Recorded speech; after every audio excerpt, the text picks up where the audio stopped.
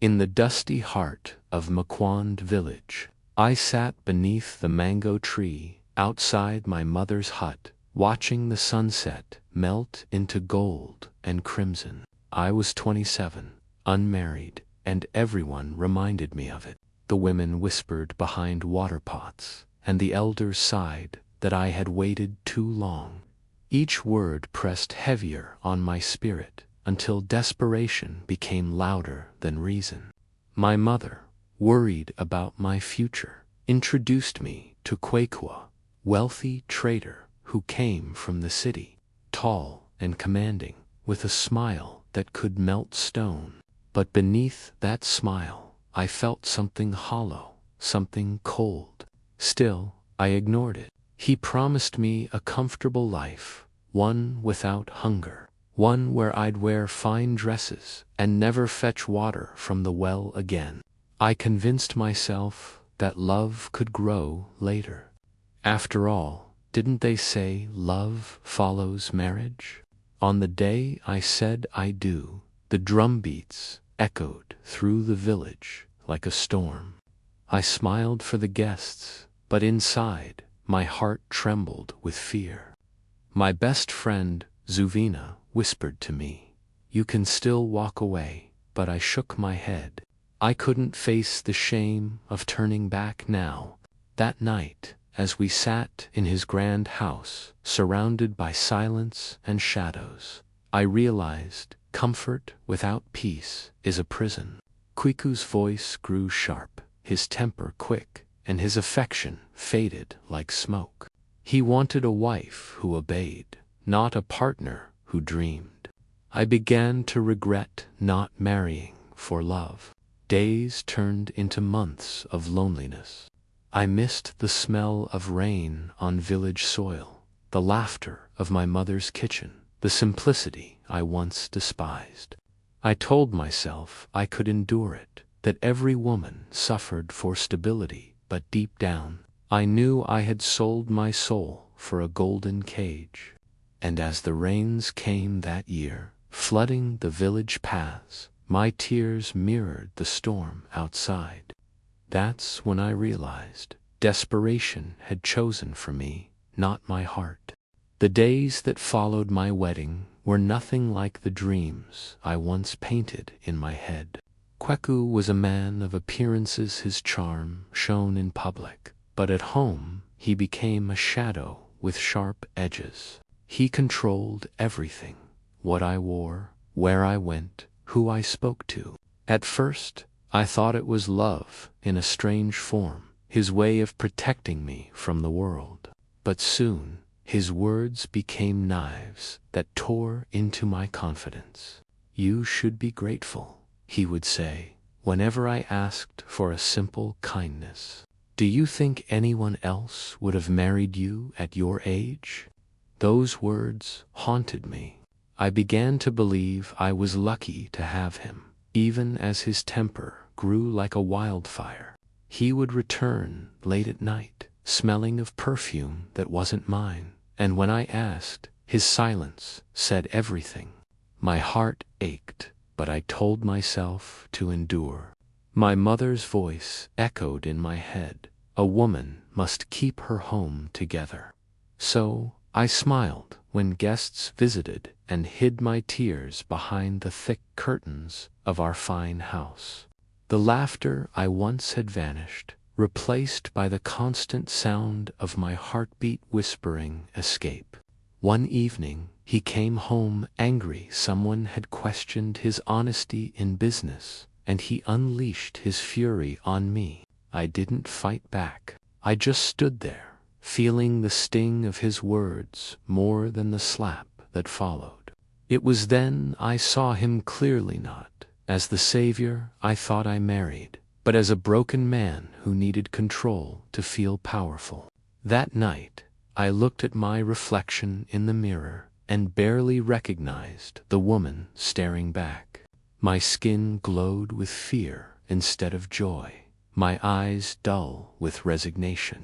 And still, I told myself, maybe tomorrow will be better. But tomorrow brought only silence and shame. The house was filled with luxury, yet it felt like a prison where my laughter had been sentenced to death. Months turned into a year, and I learned how silence could scream louder than any voice. Every morning I woke before the sun, preparing Kwiku's breakfast in the large, cold kitchen. I moved quietly, afraid to make noise that might irritate him. I had become a ghost in my own home, a woman living in the corners of her husband's world. When guests came, I wore my best dresses and painted a smile that looked real enough to fool them. They saw a happy wife of a successful man, never realizing that the jewelry on my neck felt heavier than chains. The nights were the hardest. The bed was wide, yet loneliness pressed against me like a second body. I began to find comfort in small things, the chirping of night crickets, the rustle of leaves outside my window, and the fading scent of my old home in the village that still clung to my shawl. Sometimes I thought about running away, but where would I go? My mother had passed away the previous rainy season, and with her went the only place I could call safe. I had traded love for stability, and now I had neither. One afternoon, as I swept the courtyard, I saw Zuvana, again my childhood friend, now married to a humble carpenter. Her clothes were plain, her hands rough from work, yet her smile glowed with peace. She looked at me and said softly, "You don't look happy, Amina." I wanted to tell her everything, the insults, the isolation, the endless ache, but the words got trapped in my throat. "I'm fine," I lied. She squeezed my hand gently and whispered, "You don't have to be." That night, her words echoed in my head, louder than Kwiku's snores beside me. For the first time, I realized I had been feeding my pain with silence, believing endurance was the same as strength. But strength, I was learning, was not staying it, was knowing when to leave. And though fear still gripped me, a spark had been lit deep within, a whisper that said, "Amina, you deserve more than this cage." The morning that changed my life began like any other, with the cry of the rooster and the soft hum of the wind moving through the plantain trees outside our compound. Kwiku was already gone, having left early for one of his business trips to the city, and for the first time in months, the house felt peaceful. I stood in the doorway, breathing in the quiet, and it struck me that I hadn't felt this calm in years. The silence that once felt like suffocation now felt like freedom. I walked through the rooms of our grand house, touching the polished furniture and gold-framed pictures that meant nothing to me. They were symbols of everything I had lost, my laughter, my dreams. The woman in those wedding pictures, smiling beside a man she barely knew, seemed like a stranger now. As I stood there, I realized that staying had only taught me how to survive, not how to live. The thought of leaving terrified me, yet the thought of staying was worse. I remembered Zuina's gentle words, "You don't have to be fine," and something inside me began to shift. I went to the small box hidden beneath my bed, the one where I kept letters from my mother, a few coins, and an old photograph of my childhood home. My hands trembled as I touched the picture. I could almost hear her voice telling me that courage was not the absence of fear, but the decision to move forward despite it. I knew then that if I didn't leave soon, I would die not from his hands, but from the slow decay of my spirit. When the sun reached its highest point, I packed a small bag with only what I needed, a change of clothes, my mother's scarf, and enough money to reach the nearest bus station. As I stepped outside, the air was thick with humidity, the sky threatening rain. Each step toward the gate felt heavier, as if the earth itself was asking me to stay. My heart pounded in my chest, and I kept glancing over my shoulder, half expecting Kweku's car to appear. But it didn't. The guards were gone for lunch, and the road beyond the gate stretched into the unknown. I whispered a prayer, asking for strength, then pushed open the gate. The moment I stepped onto the dusty road, I felt the weight of years lift off me. For the first time, I wasn't walking to please anyone, I was walking for me.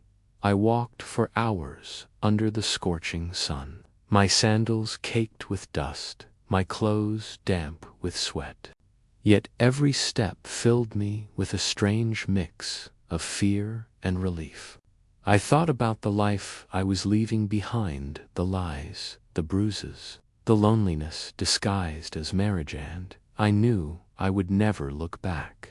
When I reached the small market on the outskirts of the village, I saw faces that reminded me of the person I used to be. Women laughing freely, children running barefoot, traders shouting over prices. It was chaotic and beautiful, and I realized how much I had missed the sound of life. I bought a bottle of water from an old woman who looked at me with kind eyes and said, "You look tired, my child. Where are you going?" I smiled weakly and replied, "I don't know yet." She nodded and said, "Then you are already on the right path." Her words struck me like thunder as evening fell. I boarded a worn-out bus headed toward my childhood village. The road was rough and the sky darkened with clouds, but I didn't care. I leaned my head against the window, watching raindrops trace lines down the glass. And for the first time in years, I felt hope instead of fear. I didn't know what awaited me, whether I would find work or shelter or forgiveness from myself, but I knew one thing for certain: I was finally free. The bus rattled down the muddy road, lightning flashing across the horizon, and I closed my eyes, letting the storm wash away my past. In that moment, I realized that desperation had driven me into the wrong man's arms, but courage was leading me back to myself. When the bus stopped in my old village, the air smelled of rain, soil, and memory. The sky was heavy with clouds, but the land felt alive. Children splashing in puddles, women laughing under makeshift shelters, men pushing carts of fruit and charcoal. I stepped off the bus and felt the mud sink beneath my sandals. It was messy, it was noisy, it was real. My heart pounded as I walked down the familiar, narrow paths, passing the old baobab tree where we once tied swings as children. The village hadn't changed much, but I had. The people I passed stared in curiosity, some with surprise, others with quiet judgment. They remembered the girl who left to marry a rich man and now returned alone, carrying only a bag and a shadow of her former self. I could hear the whispers as I passed, soft, pitying, and sharp, but I kept walking until I reached my mother's hut. The door was closed, and the roof had caved in slightly, covered with moss. I stood there, tears flooding my eyes, remembering her laughter, her hands stirring the pot over the fire, her voice telling stories about strength. "Mama," I whispered, "I'm home." The words broke me open. I dropped to my knees and wept into the dirt, releasing years of pain I had buried beneath duty and silence. When I finally lifted my head, I saw someone standing behind me, an old neighbor, Auntie Wema, her face lined with time, but her eyes still kind. "Amina," she said softly, "you've come back." She helped me stand, brushed the dust from my clothes, and led me to her small hut nearby. Inside, the warmth of the fire and the smell of maize porridge filled the air. And for the first time in years, I felt human again. That night, I sat beside the fire as the rain poured outside. Auntie Wemma listened quietly as I told her everything about the marriage, the loneliness, the fear, the day I left. She didn't interrupt, didn't judge. When I finished, she said, "Child, the world may blame you for leaving, but no one can blame you for saving your soul." Her words settled deep inside me like medicine. I slept that night on a mat near the fire, my dreams filled with my mother's voice, whispering that she was proud of me. The next morning, I woke to the sound of roosters and the smell of smoke from breakfast fires. The village was alive again, and I decided I wouldn't hide anymore. I joined the women at the river to wash clothes, and though some whispered, others smiled. I worked with my hands, scrubbing the past away one cloth at a time. It felt good to belong somewhere again, to see faces that didn't look at me with contempt or ownership. Over the next few days, I began helping Auntie Wemma at the market, selling cassava and vegetables. I loved watching people bargain, laugh, and argue. It reminded me of the rhythm of life I had forgotten. And then one day, as I was arranging yams on the table, a man approached tall, with kind eyes and a gentle smile that reached all the way to his heart. His name was Cato, a widower who sold baskets nearby. "You're new here," he said with a nod. "Or maybe you've just come back." I smiled shyly. "A bit of both," I replied. He didn't ask questions about my past, and for that I was grateful. Every day after that, he stopped by to talk, sometimes bringing roasted corn or palm nuts. He spoke softly, never trying to impress or control, and when he laughed, it reminded me of sunlight after a long storm. I wasn't ready for love, not yet, but for the first time, I felt seen without being judged. I was learning that healing doesn't always come from grand moments. Sometimes it's found in the quiet company of someone who simply listens. And as the days turned to weeks, I began to rebuild not just my life, but my sense of self. The girl who married the wrong man out of desperation was gone. In her place stood a woman, slowly learning to love herself again. The weeks rolled into months, and Mequon village began to feel like home again. I had found comfort in the rhythm of simple life, the rustling of cassava leaves in the wind, the chatter of women at the river, the laughter of children who knew no sorrow. Every day I woke before sunrise, fetched water from the well, and joined Auntie Wemma at the market. My hands, once soft and idle in Kwiku's mansion, had grown strong and calloused from work. But strangely, I didn't mind. For the first time in years, I earned every coin I held. There was pride in that. Freedom had a price, but it was worth paying. People in the village began to see me not as the woman who failed in marriage, but as the woman who stood up for herself. Their respect came slowly, like a dawn that takes its time to chase away the night, but it came nonetheless. And in the midst of it all, there was Cato. He had become a quiet presence in my life, showing up at the market every morning with a smile, sometimes helping me carry baskets or fixing the stall when the wooden planks loosened. He never asked about my past again, never demanded to know my scars. Instead, he spoke about the land, the harvest, and the small joys of life. His laughter was light, his kindness unforced, and every time he left, I felt the air grow a little heavier, as if the world wanted me to admit I missed him. But I didn't rush. I had learned what desperation could do, how it could blind you into believing that survival was the same as love. This time, I wanted to grow love the way you grow a tree, slowly, carefully, letting the roots sink deep before it bloomed. One afternoon, as the market quieted after a long day, Cato brought me a small pot with a young seedling inside. "It's moringa," he said. "Strong, healing, and grows fast if you care for it." I smiled as I touched its leaves, small and fragile. "Why give it to me?" I asked. He shrugged. "Because you look like someone who's learning to grow again."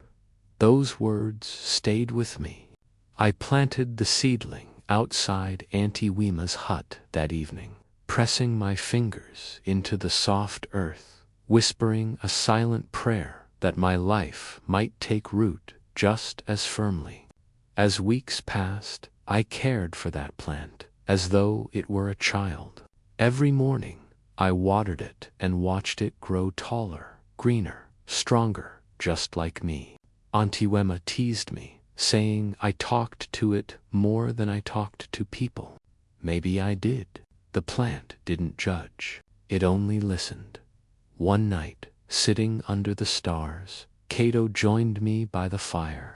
The night was quiet, save for the distant croak of frogs and the crackle of burning wood. "Amina," he said softly, "you've changed since you came back. You carry peace now."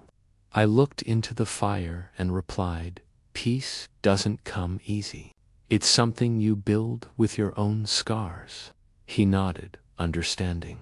Then, after a long silence, he said, "Maybe someday you'll let someone help you build more of it."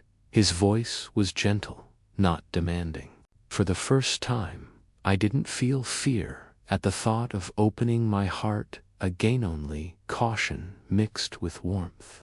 I didn't answer him, but I smiled, and that was enough. By the end of that month, my moringa tree stood taller than my shoulders, its leaves shimmering in the sunlight like tiny emeralds.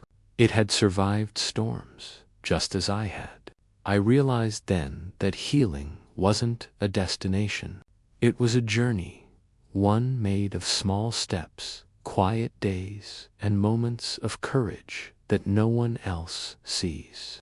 I wasn't the woman who had left her husband anymore. I wasn't the desperate bride or the broken wife. I was something new, something growing, rooted in the soil of my own strength.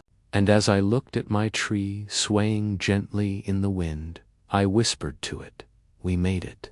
Life in Mukwan had grown calm, almost tender, but peace often attracts storms to test its strength. It began with a letter folded neatly, smelling faintly of city perfume, delivered by a stranger on a motorbike. I had just finished arranging vegetables at my market stall when he handed it to me. The moment I saw Kweku's handwriting, my hands went cold. My heart pounded as I unfolded the paper, each word burning into me like fire. "Amina, come back. I forgive your foolishness. I will take you back if you apologize." The arrogance of it made me tremble, not with fear this time, but with anger. He spoke as though leaving him had been a crime, as if I were a possession that had wandered off and needed to be retrieved. I crumpled the letter, but its words clung to my mind like a curse. That night, I sat by my moringa tree, the moonlight casting silver lines through its leaves, and I wondered if freedom was ever truly safe. What if he came for me? What if the village believed I should go back? In a place where a woman's worth was often tied to her marriage, it was easy to become the villain of your own liberation. Auntie Wema saw the worry on my face and said, The past always knocks when it knows you've found peace. Don't open the door. I smiled weakly, but deep inside I was shaken. A week later, he came. Kweku arrived in a shiny black car that stirred dust along the narrow road like a ghost from another life. The entire market turned to watch as he stepped out well-dressed, confident, carrying that same deceptive charm that once blinded me. "Amina," he called, loud enough for everyone to hear. "You've proven your point. Now come home." His words were syrupy, but his eyes burned with possession. I froze, memories flooding back: his anger, his control, his voice that made me small. "I'm already home," I said quietly. Murmurs rippled through the crowd. He laughed mockingly, stepping closer. "This," he said, gesturing at my stall, the dirt road, the women staring. "You left silk sheets for this." I looked around at the people, at Auntie Wema, standing firm behind me, at Cato, watching from his basket stall, his fists clenched. "Yes," I said, louder now. "I left silk for peace. I left gold for sleep. I left fear for freedom." The crowd fell silent. For a moment, I thought he might strike me, just like before. But when he saw the people watching, the strength in their eyes, he turned his anger into a sneer. "You'll regret this," he hissed before walking away, his pride bruised. The car drove off, leaving behind a trail of dust and whispers, but also a strange, sacred stillness. That night, I sat under the stars with Cato and Auntie Wema. The fear had passed, but its echo lingered. "You stood tall today," Cato said softly. "He cannot touch what he no longer owns." I nodded, feeling the truth in his words. I realized that freedom isn't something you receive, it's something you protect every day. It requires courage, even when your hands still shake. I looked at my moringa tree again. The wind had bent it during the day's storm, but it hadn't broken. "It's stronger than it looks," I said. Auntie Wema smiled knowingly. "Just like you, child." As the fire crackled beside us, I thought about how far I had come from the girl desperate to be chosen, to the woman who chose herself. The scars of my past were still there, but they had become stories now, reminders of what it cost to be free. I knew Kweku's threats might not end with that visit, but I also knew I would never return to that cage. The village had seen my strength today, and so had I. I wasn't the broken wife anymore. I was the woman who stood in the market square and said no. And that, I realized, was a kind of victory that no wealth or status could ever buy. The morning after Kweku's visit, I woke up to the sound of birds chirping near my window. Their songs soft and certain, like a promise that life moves forward no matter what tries to pull it back. The air in Mkwand felt lighter, as if the entire village had exhaled with me after what happened. I walked to the courtyard and stood before my moringa tree, now full and green, its leaves trembling in the gentle breeze. For months, it had been growing alongside me silently, steadily, teaching me what healing really means.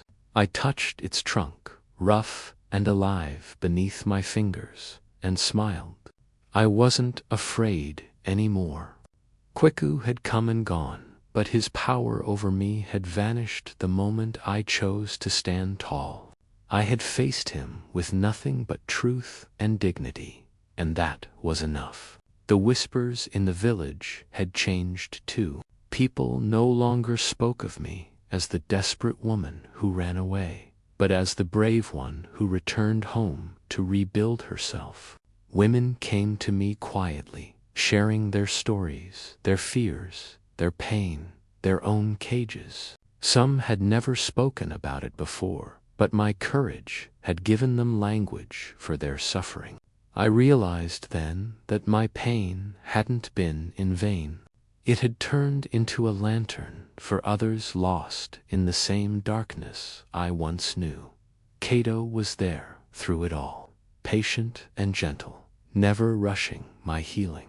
He understood that love born from pain must grow carefully. One evening, as we sat by the river, the water glowing orange under the dying sun, he said, "You've built something beautiful out of brokenness.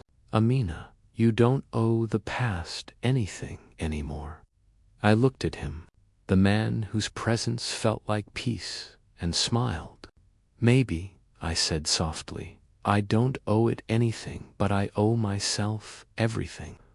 He took my hand, not as a claim, but as a promise, and in that moment, I felt something pure love that asked for nothing but truth. I realized then that real love doesn't rescue you. It walks beside you. It doesn't silence your scars. It honors them. Months passed, and my small stall at the market grew into something bigger. I began selling not just vegetables, but handmade baskets and herbs, teaching other women how to earn for themselves. Together, we formed a small circle, widows, single mothers, survivors, all of us, bound by resilience.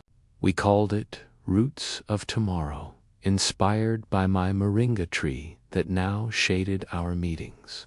Under its branches, we laughed, planned, dreamed, and told stories of strength. The same village that once pitied me now came to me for guidance. Even the men who once mocked began to respect the work we did, realizing that a woman's courage could build more than just a home. It could rebuild a community. One day, as the sun dipped low, I found myself walking toward my mother's resting place beyond the village hill.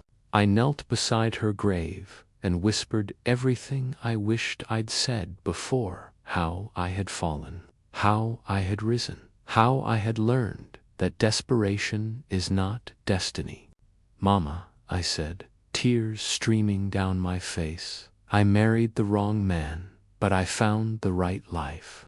The wind rustled through the trees, gentle and warm, as if she was answering me. I stayed there until dusk, my heart full and quiet.